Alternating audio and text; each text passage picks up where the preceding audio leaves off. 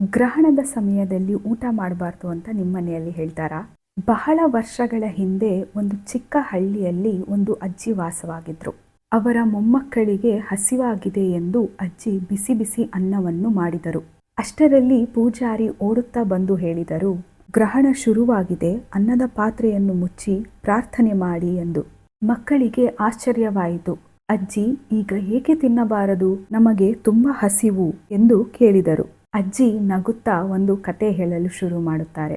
ಸೂರ್ಯನ ಕಿರಣಗಳು ಭೂಮಿ ಮೇಲೆ ಬಿದ್ದಾಗ ಬ್ಯಾಕ್ಟೀರಿಯಾ ಹಾಗೂ ವೈರಸ್ಗಳನ್ನು ನಾಶ ಮಾಡುತ್ತದೆ. ಆದರೆ ಗ್ರಹಣದ ಸಮಯದಲ್ಲಿ ಸೂರ್ಯನ ಕಿರಣಗಳು ಭೂಮಿ ಮೇಲೆ ಬೀಳುವುದಿಲ್ಲ. ಆ ಸಮಯದಲ್ಲಿ ಆಹಾರಗಳು ಹಾಳಾಗುವ ಸಾಧ್ಯತೆ ಜಾಸ್ತಿ ಹಾಗೂ ನಮ್ಮ ದೇಹದ ಜೀರ್ಣಕ್ರಿಯೆ ಕೂಡ ನಿಧಾನವಾಗುತ್ತದೆ.